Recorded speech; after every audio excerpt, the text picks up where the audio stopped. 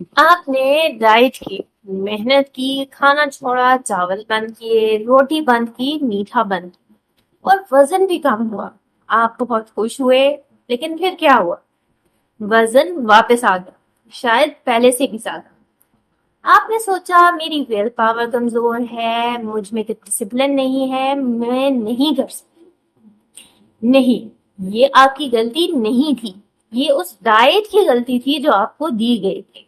और आज मैं आपको बताऊंगी एग्जैक्ट बायोलॉजी के लेवल से कि वजन वापस क्यों आया। और फिर बताऊंगी कि असल में आपको क्या करना चाहिए। इस वीडियो को एंड तक देखें, क्योंकि आखिर में मैं आपको एक फ्रेमवर्क दूंगी जो आप कल से अप्लाई कर सकते हैं, विदाउट कुछ भी छोड़े।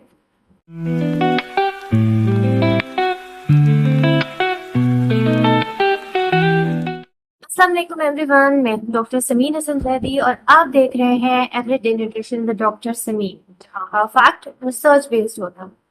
चलिए स्टार्ट करते हैं।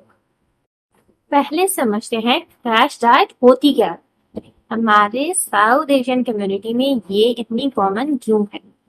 क्रैश डाइट का मतलब है बहुत ज्यादा कैलोरीज एकदम से कम करना। मसलन सिर्फ सूप पीना, सिर्फ फ्रूट्स खाना या 500 से 700 कैलोरीज पे आ जाना।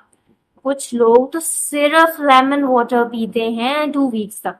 ये सब क्रैश डाइटिंग की एग्जांपल्स हैं। हमारे कल्चर में ये बहुत कॉमन है कि शादी करीब आ रही है तो क्रैश डाइट, समर आ रहा है क्रैश डाइट, कोई भी इवेंट आ रहा है तो क्रैश डाइट। 3 हफ्ते में 10 किलो उतारना है, ये फैंटेसी है और ये फैंटेसी बहुत नुकसानदेह है। What crash dieting actually does, जब आप एकदम से कैलोरीज बहुत कम करते हैं तो बॉडी एक सर्वाइवल मोड में चली जाती है।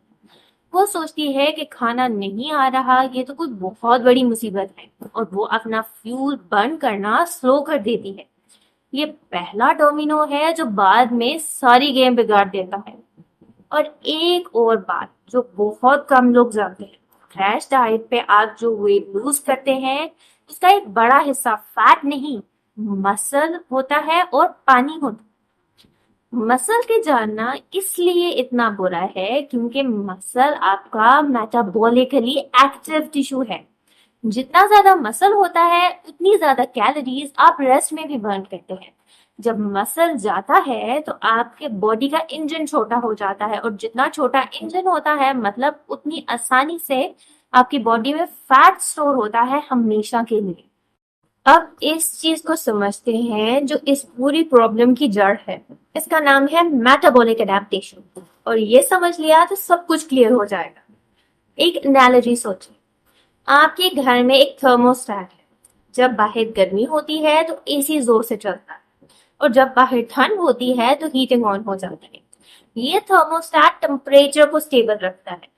हमारी बॉडी में भी एक इंटरनल थर्मोस्टेट होता है, लेकिन ये टेम्परेचर नहीं, वेट को स्टेबल रखता है।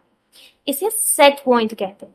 और जब आप ड्रामेटिकली कैलोरीज कम करते हैं तो बॉडी इस सेट पॉइंट को प्रोटेक्ट करने के लिए एक बहुत पावरफुल रिस्पॉन्स देती है। The three ways your metabolism adapts. Number one, thyroid hormone slow हो जाते हैं जो डायरेक्टली मेटाबॉलिज्म की स्पीड को कंट्रोल करते हैं। नंबर टू, लेप्टिन, ये वो हार्मोन है जो ब्रेन को सिग्नल देता है कि मैं फुल हूँ, क्रैश हो जाता है तो भूख ड्रामेटिकली बढ़ जाती है। Number three, body non essential function slow कर देती है। एनर्जी लेवल्स गिरते हैं, हेयर फॉल शुरू होता है, नींद खराब होती है, सब कुछ सेम मोड पे चला जाता है। और ये सब कुछ होता है सीधा आपके खिलाफ, चाहे आप कितनी भी मेहनत करें। अब वो चीजें सोचें जो सबसे डिसहार्टनिंग है।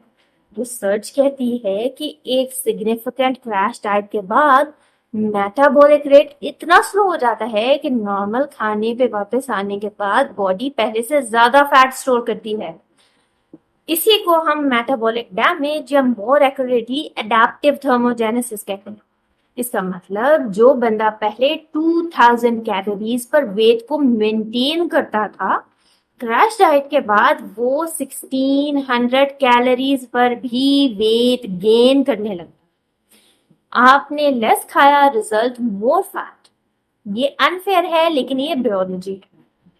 क्रैश डाइट की, वेट गिरा, मेटाबॉलिज्म स्लो हुआ, डाइट छोड़ी क्योंकि ये सस्टेनेबल ही नहीं थी, वेट वापस आ गया, इस बार ज्यादा फैट के साथ, कम मसल्स के साथ। अगली बार और भी मुश्किल डाइट करनी पड़ेगी। इसीलिए लोग कहते हैं कि पहले तो इतनी जल्दी वेट गिर रहा था, अब तो कम नहीं हो रहा।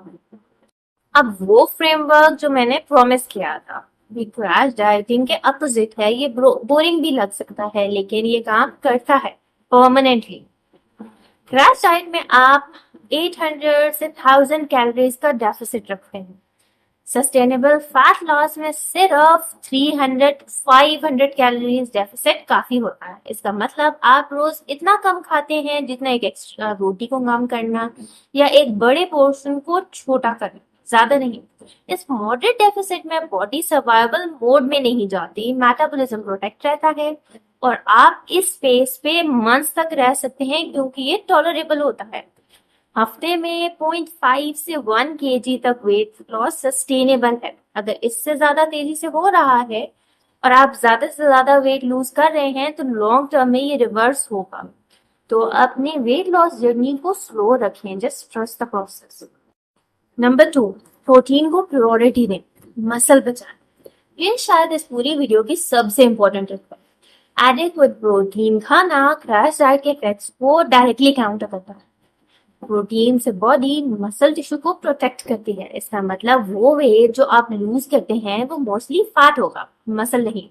और जब मसल रहती है तो मेटाबॉलिज्म स्ट्रॉन्ग होता है। देसी डाइट में प्रोटीन यूजली कम होती है।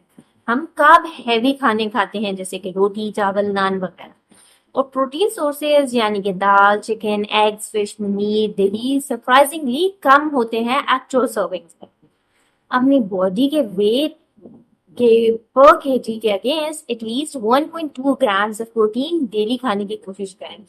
मीनिंग अगर आपका वेट 70 केजीज है तो 84 ग्राम प्रोटीन डेली कंज्यूम करें। हर मील में एक क्लियर प्रोटीन सोर्स शामिल करें। सुबह अंडा, दोपहर दाल या चिकन, रात को दही या fish. Consistency is the key thing. Number 3, सब कुछ बंद मत करें, पोर्शंस को स्मार्ट करें। क्रैश डाइट में हम चीजें बंद कर देते हैं। सस्टेनेबल फैट लॉस में सब कुछ खाते हैं स्मार्ट पोर्शंस के साथ। चावल नहीं बंद करने, रोटी नहीं बंद करनी, घी नहीं बंद करना। लेकिन एक पूरी प्लेट भरकर चावल खाना वो पोर्शन नहीं है, वो ज्यादा है। एक कटोरी चावल दाल के साथ, सब्जी के साथ ये बिल्कुल ठीक है। जब आप कुछ कंप्लीटली बैन करते हैं तो वो चीज आपकी ऑब्सेशन बन जाती है। आप उसके बारे में सोचते रहते हैं और फिर जब आप डाइट ब्रेक करते हैं तो आप उस फूड पर टूट पड़ते हैं।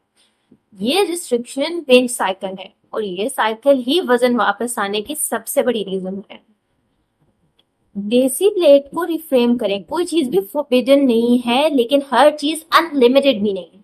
बिरयानी एक कटोरी लें सैलेड के साथ, मीठा थोड़ा सा हफ्ते में एक बार कंज्यूम करें। फ्राइड फूड्स को कभी कभी लें, एक पीस सेवर करने के लिए। ये सस्टेनेबल है, ये लाइफ है।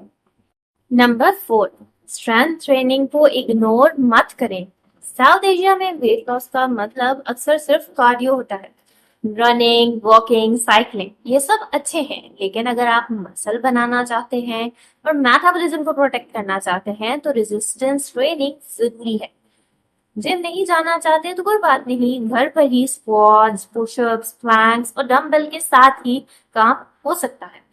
हफ्ते में 3 दिन 30 मिनट्स तक। ये मसल लॉस को रोकता है, मेटाबॉलिज्म को एक्टिव रखता है और बॉडी कंपोजिशन इंप्रूव करता है, चाहे स्केल ज्यादा मूव ना करे।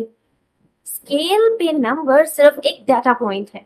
अगर आप मसल गेन कर रहे हैं और फैट लूज कर रहे हैं तो स्केल कभी कभी मूव नहीं भी करता, लेकिन कपड़े फिट होने लगते हैं, बॉडी शेप चेंज होती है, एनर्जी आती है। ये सब सक्सेस है। सिर्फ वेट स्केल के नंबर्स पर फोकस मत करें। तो मैं आज जो चीज आपको देना चाहती थी वो थी आपकी फ्रस्ट्रेशन वैलिड थी, आपका स्ट्रगल रियल था, लेकिन वजह आप नहीं थे। वजह वो अप्रोच थी जो आपको दी गई थी। क्रैश डाइट एक शॉर्टकट लगती तो है लेकिन वो एक डी टूर है। जो आपको आपकी डेस्टिनेशन से पहले से भी ज्यादा दूर ले जाती है। सस्टेनेबल फैट लॉस स्लो तो है, लेकिन ये परमानेंट है और ये आपकी जिंदगी को रिस्ट्रिक्ट नहीं करती, ये आपकी जिंदगी का पार्ट बन जाती है। आज से एक चीज चूज करें, सिर्फ एक। या तो प्रोटीन को हर मील में बढ़ाएं, या पोर्शन थोड़ा कंट्रोल करें, या फिर कल 20 मिनट वॉक पे चले जाएं। सब एक साथ नहीं करना, एक चीज को पिक करें और कल एक चीज ट्राई करें। अगर आप चाहते हैं कि मैं आपके साथ स्पेसिफिकली काम करूं, आपकी हिस्ट्री, आपका लाइफस्टाइल, आपके गोल्स देख के आपके लिए एक पर्सनलाइज्ड प्लान बनाऊं, तो आप one on one online consultation book कर सकते हैं। लिंक डिस्क्रिप्शन में है। मैं जेन्युइनली यहाँ आपकी मदद करने के लिए हूं। और जो लोग मेरे बैकग्राउंड और क्रेडेंशियल्स वेरीफाई करना चाहते हैं, तो मेरी वेबसाइट और लिंक्डइन प्रोफाइल का लिंक भी डिस्क्रिप्शन में गिवन है। अपनी रिसर्च जरूर करें। ये वीडियो उन लोगों के साथ शेयर करें जो बार बार डाइट ट्राई करते हैं और गिव अप कर देते हैं। और कमेंट्स में मुझे जरूर बताएं, क्या आप इस डेवस्टेटिंग साइकिल का पार्ट बने। अपना ख्याल रखें, मिलते हैं मेरी अगली वीडियो में। As always, let's see smart together for happier healthier you. Allah Hafiz.